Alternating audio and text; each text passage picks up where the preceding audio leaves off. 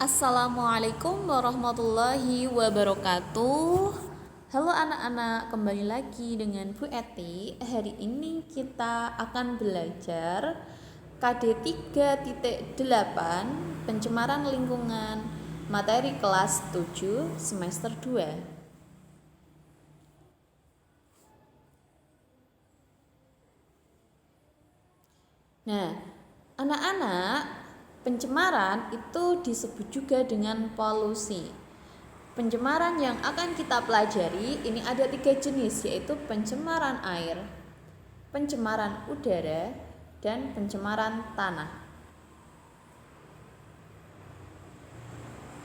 Pencemaran atau polusi itu apa sih? Kalau menurut Undang-Undang Republik Indonesia tahun 1997 nomor 23, pencemaran lingkungan itu adalah masuknya atau dimasukkannya makhluk hidup, zat, energi, dan atau komponen lain ke dalam lingkungan hidup oleh kegiatan manusia sehingga kualitas turun sampai pada tingkat tertentu yang menyebabkan lingkungan hidup tidak dapat berfungsi sesuai dengan peruntukannya. Nah, secara singkatnya pencemaran ini adalah berubahnya tatanan atau komposisi air atau udara atau tanah oleh kegiatan manusia dan proses alam sehingga kualitas air, kualitas udara, kualitas tanah ini menjadi berkurang atau menurun dan tidak lagi berfungsi sesuai dengan peruntukannya. Nah, itulah pencemaran. Ada juga polutan. Polutan itu apa? Nah, ada polusi, ada polutan. Kalau polutan itu adalah zat yang mencemari, kayak gitu ya. Zat yang mencemari itu disebut sebagai polutan. Nah, kita ke pencemaran air dan tanah. Anak-anak, air itu dikatakan tercemar apabila air sudah berubah warnanya, baunya maupun rasanya. Nah, kalau air ini sudah tercemar, maka air tidak layak untuk dikonsumsi. Apabila air yang tercemar itu dikonsumsi, maka itu bisa menyebabkan terganggunya pencernaan kita, ya, kesehatan kita itu menjadi terganggu. Nah, kalau tanah yang tercemar, indikasinya bagaimana? Kalau tanah itu tercemar, indikasinya adalah tanah tidak lagi subur, kayak gitu ya. Nah, pencemaran air dan pencemaran tanah ini disebabkan oleh 3 hal. Yang pertama, limbah domestik, yang kedua, limbah industri, dan yang ketiga adalah limbah pertanian. Limbah domestik itu apa? Limbah domestik itu adalah limbah yang berasal dari daerah pemukiman penduduk, bisa dari hotel, bisa dari pasar, bisa dari kantor, maupun dari rumah kita ya, rumah kita. Kemudian ada limbah industri. Limbah industri itu adalah limbah yang berasal dari sisa-sisa produksi industri, sisa-sisa dari produksi pabrik seperti itu. Kemudian limbah industri ini dibedakan menjadi 2 jenis, ada limbah cair, ada limbah padat. Yang ketiga, limbah pertanian. Limbah pertanian itu adalah limbah yang berupa sisa-sisa pupuk sintetik seperti pupuk urea, pestisida, insektisida yang dapat merusak struktur tanah maupun air, kayak gitu ya anak-anak. Selanjutnya, nah, penanggulangan pencemaran air dan penanggulangan pencemaran tanah. Kita ke penanggulangan pencemaran air dulu. Itu bisa kita lakukan dengan cara untuk mengatasi pencemaran air itu kita bisa membuat kolam stabilisasi, bisa membuat instalasi pengolahan air limbah atau ISPAL, bisa membuat pengolahan ekstra atau septic tank. Nah, anak-anak, untuk pembuatan septic tank ini aturannya ya, septic tank itu dibuat minimal jaraknya adalah 10 meter dari sumber air atau sumber mata air atau sumur kayak gitu ya, agar air di sumur itu tidak tercemar oleh septic tank atau kotoran kita gitu ya. Kemudian penanggulangan pencemaran tanah itu bisa dengan melakukan remediasi. Remediasi itu apa? Remediasi itu adalah pembersihan permukaan tanah yang tercemar. Nah, remediasi ini ada dua jenis, yaitu in situ dan ex situ. Kemudian ada bioremediasi. Ada kata bionya, berarti membutuhkan makhluk hidup kayak gitu ya, membersihkan pencemaran tanah dengan menggunakan mikroorganisme. Nah, mikroorganisme ini kan makhluk hidup, maka dia dikatakan sebagai bioremediasi. Mikroorganisme seperti bakteri, jamur atau protozoa kayak gitu ya anak-anak. Nah, selain dengan 3 cara dan 2 cara ini, kita juga bisa dengan cara menerapkan prinsip ekologi 4R. Prinsip ekologi 4R ini khususnya pada sampah plastik ya. Jadi pada sampah plastik kita itu harus melakukan prinsip ekologi ini. Yang pertama, recycle, reuse, reduce, dan repair. Recycle, mendaur ulang, reuse, menggunakan kembali, reduce, mengurangi, repair, memperbaiki atau pemeliharaan. Nah, anak-anak, sampah plastik ini adalah sampah yang sangat sulit sekali terurai.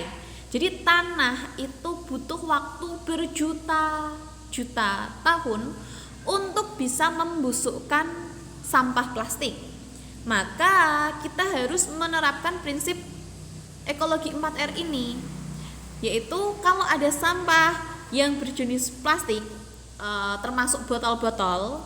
Nah, botol itu ya, botol minuman seperti ale-ale atau yang lainnya, itu bisa recycle.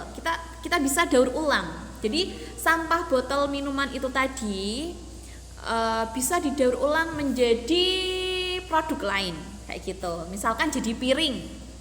Kemudian reuse, penggunaan kembali. Jadi kalau ada sampah plastik, ada plastik yang masih layak pakai, maka kita gunakan lagi. Jangan kok pehne sudah terpakai, masih kondisinya bagus, terus kita buang begitu saja, nggak boleh. Kemudian reduce, mengurangi. Jadi kurangi penggunaan plastik, karena plastik itu sangat susah diuraikan oleh tanah. Kemudian repair, pemeliharaan. Nah, anak-anak harusnya ya, sampah itu kan ada organik, non organik, kaca. Nah, kayak gitu itu harus dipilah-pilah, harus dipisahkan. Nah, repair ini maksudnya adalah kita harus menyediakan tempat sampah 3 jenis, untuk organik, non organik, dan sampah kaca dan sampah elektronik misalkan gitu ya. Jadi harus tempat sampah itu harus dibeda-bedakan, dan kita harus membuang sampah itu sesuai dengan jenisnya. Sampah organik ya dibuang ke tempat sampah organik, misalkan dedaunan, terus kertas itu dibuang ke tempat sampah organik. Kemudian kalau plastik, botol minuman kayak gitu harus dibuang ke tempat sampah non organik. Kayak gitu harusnya ya. Selanjutnya, pencemaran udara. Nah, anak-anak, pencemaran udara ini polutannya, zat pencemarnya itu bisa berasal dari gunung meletus. Kalau gunung meletus ini berarti alami ya. Memang dari zaman dulu itu juga dunia, bumi ini sering tercemar oleh gunung meletus kayak gitu. Dan kita tidak bisa mengendalikan kalau ada gunung meletus. Kemudian pencemaran udara itu bisa berasal dari pembakaran minyak bumi. Pembakaran minyak bumi ini menghasilkan gas H2S atau hidrogen sulfida. Kemudian pembakaran mesin kendaraan bermotor kita itu ya, sepeda motor kita itu ataupun mobil ataupun bis dan lainnya itu menghasilkan gas karbon monoksida CO dan karbon dioksida. Kemudian asap kendaraan yang lain itu ternyata tidak hanya menghasilkan karbon monoksida dan karbon dioksida saja, dia juga menghasilkan sulfur dioksida dan natrium dioksida. Ini NO ya, natrium monoksida, tidak ada duanya. Ini duanya enggak ada, NO aja. Kemudian gas pendingin, jadi kulkas, AC itu ternyata menghasilkan CFC anak-anak, menghasilkan gas CFC atau freon. Nah, gas-gas ini yang dihasilkan sebagai pencemar udara itu punya dampak negatif. Misalnya sulfur dioksida dan natrium monoksida ini dapat menimbulkan hujan asam. Kemudian karbon monoksida dia kalau berikatan dengan hemoglobin bisa menimbulkan kematian gitu. Kemudian karbon dioksida ini bisa menimbulkan efek rumah kaca. Maksudnya efek rumah kaca itu bagaimana, Bu? Apakah rumah yang ada kacanya itu? Bukan ya anak-anak. Jadi efek rumah kaca itu hanya istilah. Maksudnya efek rumah kaca itu adalah pemanasan global. Nah, pemanasan global ini disebabkan karena karbon dioksida yang terperangkap di atmosfer bumi. Nah, kalau sudah terjadi efek rumah kaca atau pemanasan global, apa yang terjadi? Kutub utara, kutub selatan itu akan mencair. Kemudian pulau-pulau kecil itu nanti bisa tenggelam. Kayak gitu. Kenapa? Karena volume air jadi semakin banyak kan, jadi semakin tinggi. Maka pulau-pulau yang kecil dia akan tenggelam. Kemudian CFC atau freon. Ini dampaknya bisa merusak lapisan ozon.